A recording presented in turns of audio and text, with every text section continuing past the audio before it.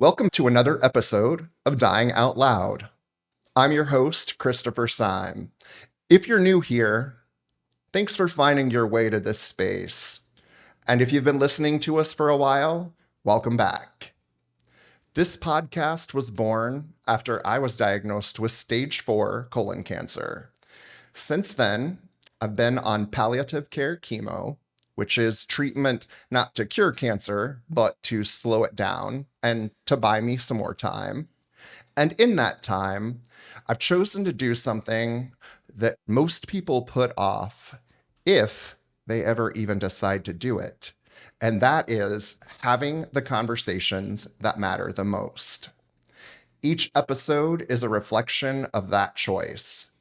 It's a conversation with someone who changed me, someone who I love and respect, and someone who I want to thank and share gratitude with. All of these conversations were originally goodbye letters, 74 of them written during chemo, radiation, and recovery. But instead of waiting until the end, I decided to say them now, out loud, while I still can. So, this space is personal. It's tender, it's honest, and it's driven by one belief that none of us should wait to say the things that matter. So thanks for being here, and let's get into this conversation that I'm so excited to have.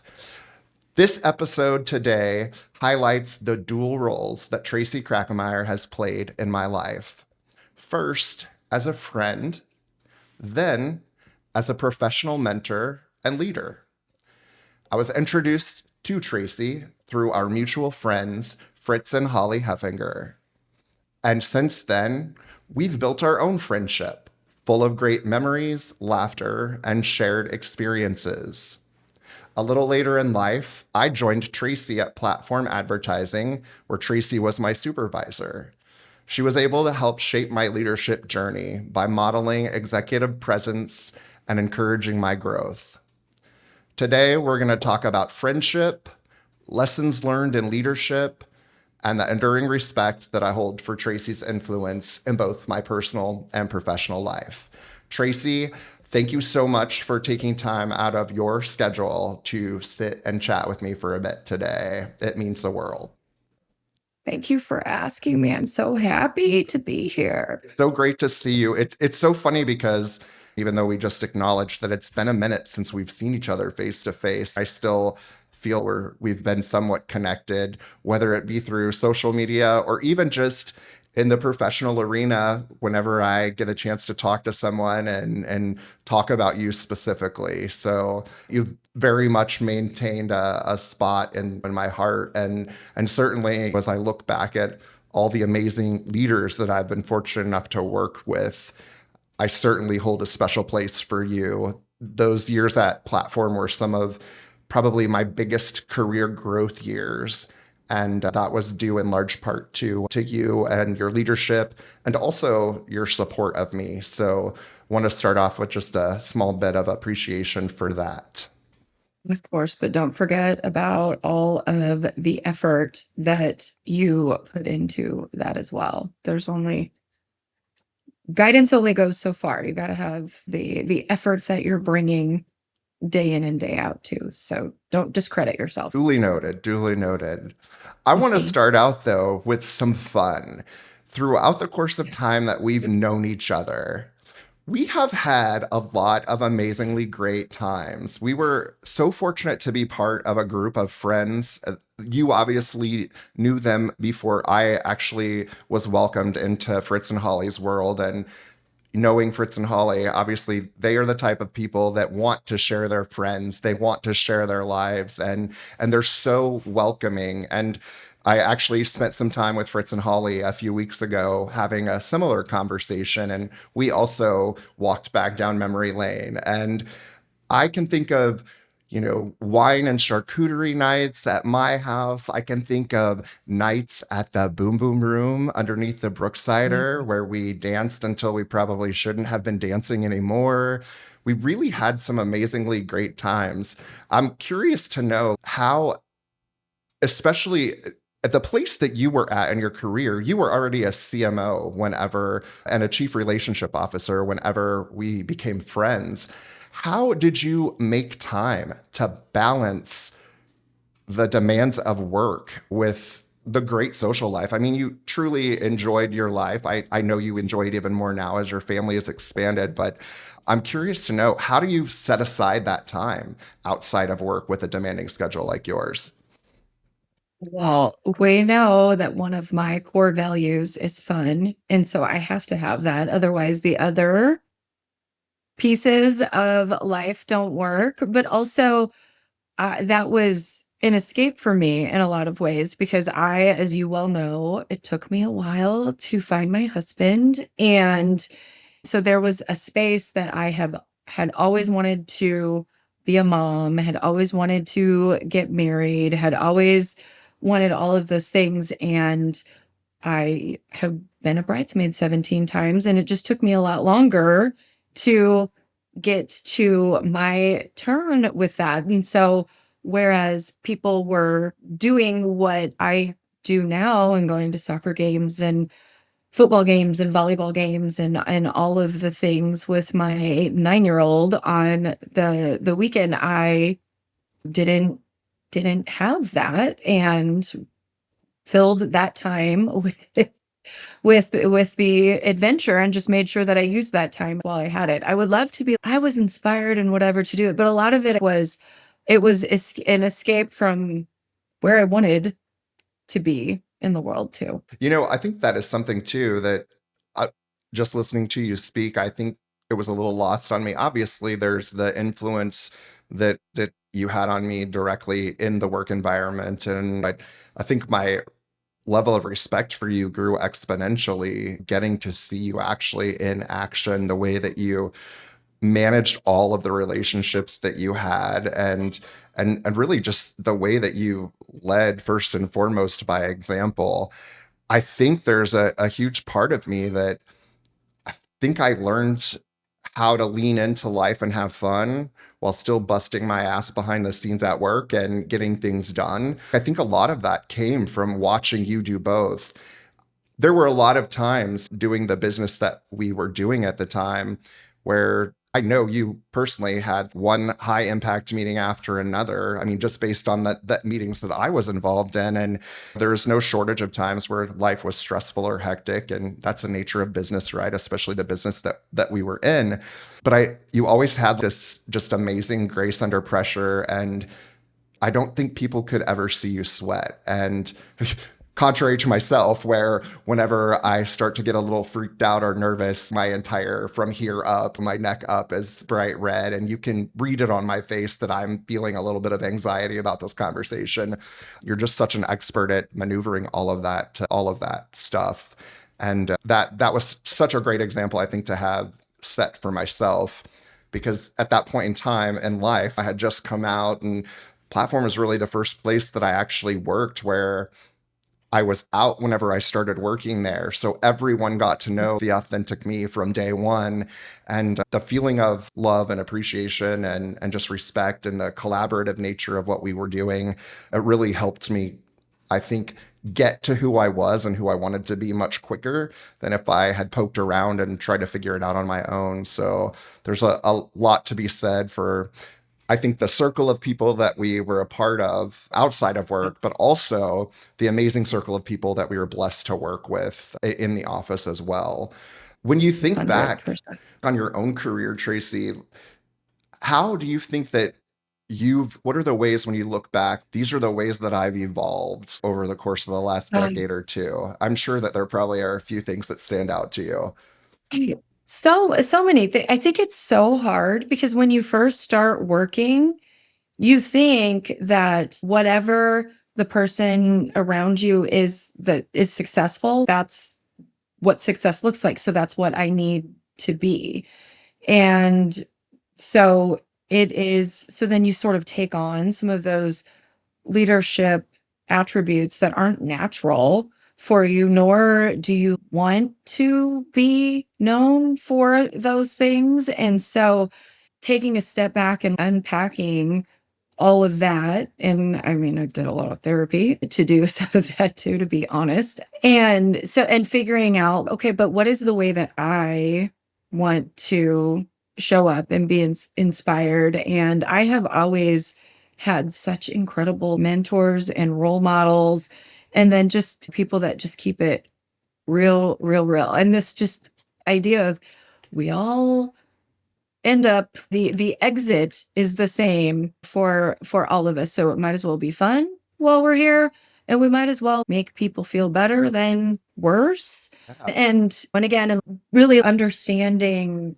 my strengths, my weaknesses, where I go overboard, my triggers, I think are the most important thing. I've become a student of the Enneagram, which I think is really important, especially in the workplace too, when you're figuring out how do you give feedback? How do you present well to a client when we're having these crossroads and this difficulty, or and going in and figuring out how to do that. But I also think disconnecting my identity just from work, because for such a long time I felt I didn't have anything else going on but that. And so my identity was way too tied to what success that looked like. And it was, but what I want is to have a family and to do all of these things and to have a husband in that relationship and different things. But I had honestly, we talked about the conversation we had in Vegas where I had resigned myself. I'm like, I guess I'm just going to be the world's greatest aunt and figure out like what that will look like, because that wasn't in the cards. And then life took a turn that a lot of our friends, Holly and Molly, they were all very much you need to be TKV. Yep. And this is what needs to happen. And I'm like, just because two people are single and that's what they have in common doesn't mean that they should get married. And It's haha, I love that you just said haha, TKV. TKV also because you've always been TK to me. So, but that's right. You are TKV now. So, and it also Yeah. has the same awesome ring that TK did. So that works out very well. That's Um, but again, I had an established brand, so I still kept my work brand, yeah, TK. it's so true. You are one of the few people that I've encountered in life that I think pays as much attention to relationships as I do. And I don't think that I really even realized it until recently. And it's because a couple of people that are senior to me in my current role who have said, you really need to lean into this relationship stuff because relationship building is 100%. That's your superpower. And I feel that way about you Mhm. too. I've always thought that this is a person that truly understands the intricacies and the art of human relationships and just getting to know people and establishing a common ground, whether it's people that you're friends with, people that you're working with, clients that you're working for. You've always been so great at that. And from one person that is really passionate about relationships to another, what kind of tips do you have for people that are looking for the opportunity to either reestablish a relationship or to maintain relationships that you've had throughout the course of your life? Yeah, well, I think one big thing is you said it, the common ground, figuring out the common ground and give people the space to talk. People want to tell you about their world. And when you let them tell you about it, then they'll let you in. And that is, I think, the beautiful piece of it is I have never been one of those people that could be your work person and your at home person and your whatever. It's just this whole package that all comes together. And I've always been really proud of where I'm from and my family and just everything about that, as messy as that can be sometimes. And so I think sometimes when you're willing to be vulnerable, which as an Enneagram 8, I struggle with, but when you're willing to be vulnerable about that, then people will open up their world too, and you can connect on something other than something that's superficial, and you can have a deeper relationship then. Agree 100%. I think once you figure out what that common ground is, and there's so many options that that common ground can be, it's really just about how you show up for one another. And are you a listening ear whenever you need to be a listening ear? Are you sharing best practices or advice or guidance whenever that's needed? And how you meet people where they're at in whatever version of their life they're in currently. And I say version of their life because I think I've had so many different versions of my own life that I can appreciate that everyone's journey is very similar. It might not be for the exact same reasons that mine is the way that it is. We all experience the life, the death, the marriage, the divorce, the babies. And while we might not personally experience all of those things ourselves, there's impact from other people that land on us from those experiences. That, I think, to me, was one of the reasons that I opted to start sharing these letters that I had written to people in this forum, was because why would I let a letter that my husband has to mail after I pass along or pass away, which was 100% my intention. I was just going to have him pop these into envelopes and send them on their way. And these folks would get these letters, and I'm sure they would be touched to hear the sentiments or read them.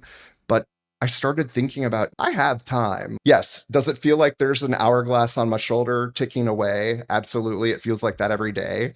But right now I have time and I do have the energy, and I want to see these people's faces again. There was a time early this summer where I started thinking about things. I don't know if you recall this, and maybe it's more recent because you have children now, but I was thinking about the last time that I personally played hide and go seek with my friends, and not even realizing that the last time I played it would be the last time that I played it. And then I started thinking about all of these things, the last time that I saw this person or that person. And even though I know that we ended that conversation on a great note, there's no reason why I can't see their face again or why we can't have a drink together again. And I want to really seize all of those opportunities, which obviously led me to this. And it's all of those things that you were talking about. I want to make sure that people do know that I appreciated that connection, and whether they knew it or not, that connection actually did something to help shape who I was and who I'm becoming. Because the one thing I have learned the most over the last 3 years of chemo and radiation and little to no hope that there's going to be remission, I this will be what gets me. There's far too many tumors in both of my lungs at this point to go backwards. The reality is that I want to make the most of however long, and I could still be here a decade from now, and that would be amazing. Maybe that's another episode in 10 years where we go back to revisit this message and see how it's changed and evolved. But it's been one of the best gifts of my life just to be able to reconnect with people like this and let them know, truly, I'm sure I appreciated you at the time and told you thank you for everything you've done, but just to let you know that you absolutely had a major part in who I have become. And it was through great leadership and just great example of how to be an awesome human being, somebody that could be that all in one. You could be the same person at work or the same person at play. It's all part of the same person, and you just make it work for you. So I appreciate all that goodness. It's I think something truly to behold. And I bet if we talked to more people that worked with you and for you, they would argue or agree, quite honestly, you are a perfect example of all of those things all rolled up into one. So it's really awesome. They're so sweet. There's still more people I need to apologize for the poor leadership that I talked about earlier. And like, it's so yeah.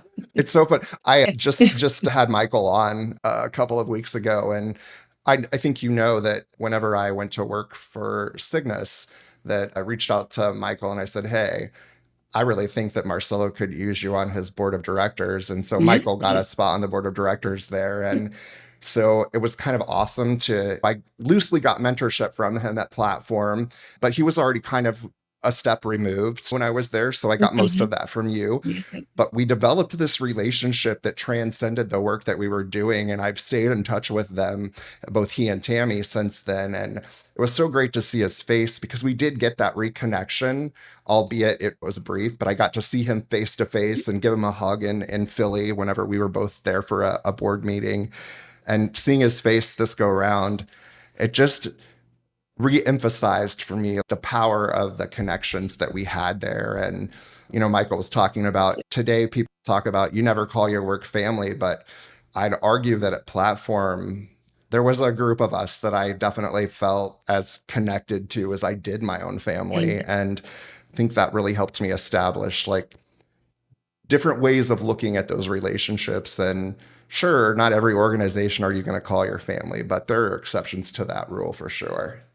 absolutely. And it's wild to think about the pieces of platform that still live in like the iteration Yes. of what the company looks like now, but just these remarkable people who genuinely care about each other, what they do, their clients that they serve, and it's just a whole different level, and it all goes back to the sometimes crazy, let's be honest, but world that we lived in. Yeah.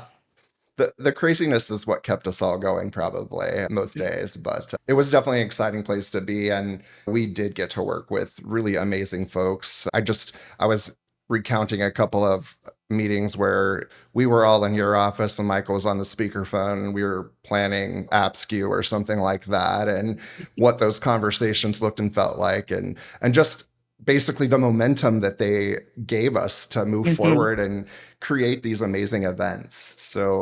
So many good times on both the personal note. And I actually was talking to my husband and was telling him not long after we moved into our house in the River Market, you and Brooke and Holly were all over. We were having a wine night. And I think, well, we probably all might have had one drink or a sip too many.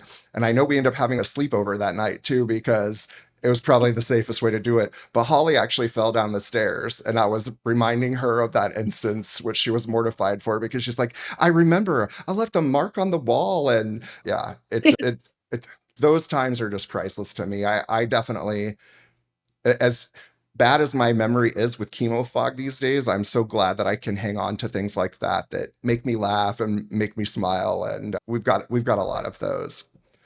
So We do, and it was so fun. yeah, it truly was. And it was also just great to know that you could be in your 30s and you could still be making friendships and connections with people, because I know a lot of people, they get into their post-college years, and if they don't hang on to those college friendships, a lot of people can feel like it's so hard to make a real friendship or a real human connection with people once you get post-college. And to the contrary, I mean, I think some of the most amazing relationships that I formed are like 30 plus. So yeah, it's an interesting thing to look at. And I've spent a lot of time thinking about stuff like that over the course of the last 3 years for sure. Oh. So here's the part that actually sparked all of this. So just the other folks that I've had on the podcast, I actually wrote a letter to you during the time that I was in my chemo, and I want to share that with you now. I am going to read it just because I don't want to leave any of the important parts out of it by paraphrasing. So, Tracy, from the very first time Fritz and Holly introduced us, I knew that you were someone special. You were somebody that I wanted to have a connection with and a friendship with. Our friendship has been filled with so many memories: wine nights, charcuterie spreads, dancing in the basement of the Brooksider, trips to Vegas and Phoenix for work that honestly were just as memorable outside of the conference room as they were inside when we were getting important work done. Beyond the laughter and fun, though, you've also been an anchor in my professional life. At Platform, you showed me what true leadership looks like. I learned how to command a room by watching you do the same and watch you lead with confidence and grace. You were one of the first people to say that I was ready for a significant promotion whenever we worked together. And that vote of confidence has not only stuck with me all these years, but it has directly impacted the way that I lead and grow my own teams. You taught me skills, but you also taught me what it means to believe in someone and to help them see potential that they might not even see in themselves. And while time and distance have moved both of us into new chapters, I've continued to follow your journey, your marriage, the birth of your children, and your resilience through the loss of your father. I have the utmost respect and admiration for you, and I still strive to be the kind of leader and person that you showed me through your example. I'm so grateful for not only your friendship and your mentorship, but truly the influence that you've had on the person that I've become. And I will treasure all of the time that we have had together in this life and want you to know how much I appreciate you. And now you expect me to I'm talk? Yes. sorry. I'm sorry. I finally got to a place Well, where I don't cry through them all, yeah, and it's very hard to do because I did bawl my and eyes out. These pages are freaking tear-stained pages, mind you. They were so hard to write and just think about what it might look like whenever that showed up to you in the mail, which is why I'm glad I get to do this now. It just feels like the right way to do this. And I hope that other people realize this is the only time that we have guaranteed is this moment right now. So let's make these connections happen and tell each other the things that we feel. So I'm glad that we were able well, to and do this. me too. And I just love that you are showing people a better way to live. I think that there are just so many lessons to come from that. And I have had the privilege. You don't realize how amazing it is when you do get to say goodbye. And so with unfortunately both of my parents are gone, but we had the the ability to have time and say goodbye. We didn't have to have the harsh Right. moment where you don't get to do that. And I talk about it all the time. The time that my mom was on hospice which was just a couple of weeks, but greatest gift of my life. Yeah. And the time in the car with my dad, who was not a man of many words, but you got to experience those things. And the fact that you are doing something with this time, I think teaches us all a better way to live. I appreciate that. And to your point, the fourth anniversary of my dad's death is 2 days away. September is an awful month for me. Both of my cancer diagnoses came on the same day, 10 years apart. And I really like to push the fast forward button through this month. This is actually one of the first Septembers that I have not spent every day so far in a state of depression. And I think these conversations are really what's helped me pull through that. I was also very fortunate enough to, before my dad actually went into the state that he didn't come out of, where he was able to coherently speak to anyone, I was the person that had the last conversation with him. And it lasted about 3 hours. I had spent the whole day there, and, I had walked him up to his bedroom so he could lay down and take a nap. And I remember the last thing I told him was just that he was the best father and best grandfather that, I think has ever walked the face of this earth. And I'm so glad that, my dad also was a man of very few words. Whenever he Yeah. spoke, you absolutely listened and you did what he said. Yes. But it was part of that, I think, that taught me how to be a parent to my children. And I'm so glad that we got to spend that time together. I actually hopped on a plane, flew back to Philly, and the moment I touched down in Philly, my mom's doctor said they took him to the hospital later that night. My mom said, if you don't get back right away, you might not get to see him before he goes. And because I had just landed on a flight, my boyfriend at the time, who is my husband now, we jumped in the car and we raced across the US to get back. And my dad died an hour and a half before I got back to KC. So, but rather than dwell on that, I focused on the fact Yes. that I did get that conversation, and he knew how I felt and I knew how he felt, and that's all that mattered. So, yeah, That is all. it truly is. And that I know, actually, but it is. Your body feels it's just that is hard, It my truly friend. is. It And I'm sorry that September sucks so much. Yeah, but we might turn it around this September. Who knows? Yeah. You know, maybe Yeah. this is just the beginning of all the good things that will replace the negative memories in September. But this whole idea of taking advantage of the time that we've gotten with each other and just making sure that we are saying the things that we want to say. There's no reason to hold on hold on to how proud you are of your children. They should know that. I try to tell them that every single time I talk to them. I compliment their parenting. They are way better parents than their mother and I were. And I am just so proud of them. And I'm hoping that that's what lives with them into eternity, is just they're on the right path. And I think the future is unlimited for both of them, which is so cool. And that actually gives me the And ability to, if tomorrow's the day, hey, that's great. My ducks are all in order. My kids are taken care of. My husband's in a good spot. Yeah. And I feel I've left a couple of seeds that will continue to grow whenever I am not here anymore. And that makes me happy too. So, yeah. you have left a good legacy. Well, I appreciate you coming on today. This has been amazing. It's Oh, been so great to see your face. And yeah. I just thank you so much. And I'm going to wrap us up here really quick. But for everyone that's out there listening to our conversation today, hope you'll take all of the things that Tracy has shared and the conversation that we've had. I hope you'll take that all to heart. Both Tracy and I have lost parents, and we certainly have a very realistic understanding of the importance of these types of conversations and how important it truly is to have them during the time that you have together. So my thought for you all this week as we're signing off is really just this. When you're done listening to this, think of a person that you need to reconnect with, or maybe a person that you're already connected with and you just need to share a thought or two about how you feel about that person. I hope that you'll take this as your prompt to send that little ripple out into the world. And maybe in the process, that person will be moved to do the same. And in that regard, we get enough of these ripples that cause the most beautiful tsunami that anyone can imagine of love, gratitude, hope, and appreciation.